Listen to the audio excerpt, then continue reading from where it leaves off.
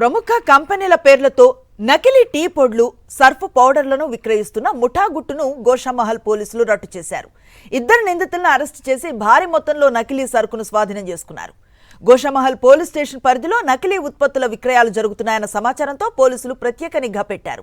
నకిలీ కేటుగాళ్ల నివాసాలపై దాడులు నిర్వహించి భారీ స్థాయిలో నకిలీ సరుకును స్వాధీనం చేసుకుంటున్నామన్న సిఐ శ్రవణ్ కుమార్తో మా ప్రతినిధి రవిచంద్ర ఫేస్ టు ఫేస్. నకిలీ నకిలీ నకిలీ కల్తీ కల్తీ కల్తీ ఏ ఆహార పదార్థం చూసినా ఇదే పరిస్థితి ఉంది. ముఖ్యంగా హైదరాబాద్లో కొన్ని చోట్ల ఇలాంటి నకిలీ వస్తువుల్ని దందా చేసి సొమ్ము చేసుకుంటున్నారు కొందరు కేటుగాళ్ళు. ఇదే అంశంపై మాట్లాడుతుంది ఎందుకంటే గోషామహల్ ఏరియాలో కూడా ఇదే విధంగా బయటపడింది. చాలా వరకు ఏమనుకుంటారంటే మంచి బ్రాండెడ్ వస్తువులు మేము వాడుతున్నాం, చాలా మంచి వస్తువులు వాడుతున్నాం అనుకుంటారు. కాకపోతే బ్రాండెడే, కాకపోతే ఆ బ్రాండ్ కంపెనీ చేసిందా లేదంటే మధ్యవర్తులు మధ్యలో కొంతమంది నకిలీ కేటుగాళ్ళు తయారు చేశారన్నది కూడా చూసుకోవాల్సిన అవసరం ఉందనటానికి గోషామహల్ పరిధిలోని కొంత నకిలీ సరుకు, ముఖ్యంగా చాయపత్త కావచ్చు, సర్ఫ్ కావచ్చు, ఇలాంటిది బయటపడింది. ఇదే అంశాన్ని మాట్లాడుతున్నందుకు మన దగ్గర గోషామహల్ SHO శ్రవణ్ కుమార్ సార్ ఉన్నారు. ఎట్లా బయటపడింది అంటే ఈ నకిలీ వస్తువులు, చాయపత్త కావచ్చు, సర్ఫ్ కావచ్చు, ఇది ఎట్లా రట్టు చేశారు? గౌరవ సిపి సార్ మాకు స్ట్రిక్ట్గా ఇన్స్ట్రక్షన్స్ ఇస్తున్నారు.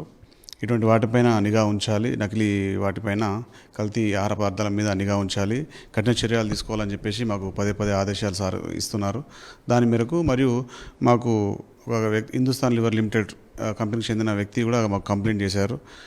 క్రెడిబుల్ సమాచారం మేరకు కొందరు వ్యక్తులు జిన్సీ చొరాయిలో tea powder, Surf, Red Label company plus Surf Excel, Wheel మరియు ఇతర వస్తువులు కల్తీవి తయారు చేసి వివిధ ప్రాంతాలకు సరఫరా చేస్తున్నారని చెప్పేసి తెలిసి మేము అక్కడ రైడ్ చేయడం జరిగింది.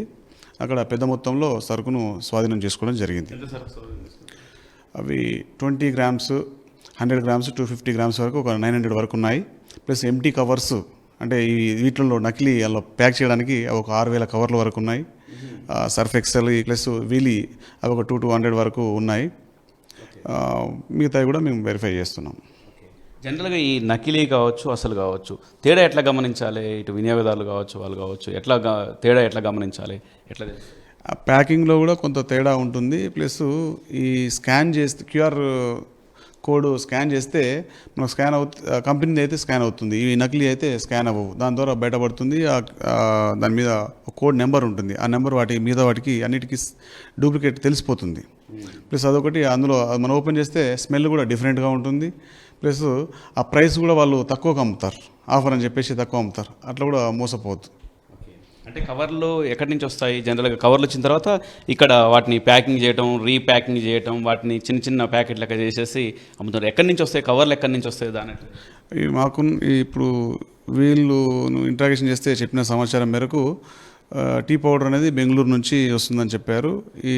వాటి ప్యాకింగ్ కవర్స్ వచ్చేసి ఢిల్లీ నుంచి వస్తున్నాయని చెప్పారు. ఈ సర్ఫ్ వచ్చేసి అహ్మదాబాద్ నుంచి వస్తుందని చెప్పారు. ఇవి వాళ్ళు నాసిరకం వస్తువులతోనే తయారు చేయొచ్చు.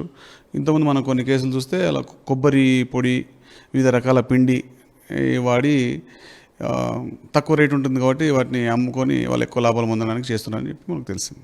ఎంతమందిని అరెస్ట్ చేశారు ఇప్పటివరకు? ఈ ముఠాలు ఇంకెవరిని మిగిలిన? ఇప్పుడు ఇద్దరిని రిమాండ్ చేయడం జరిగింది. ఇంకొకరిని కూడా అరెస్ట్ చేశాము, 3వ వ్యక్తిని కూడా.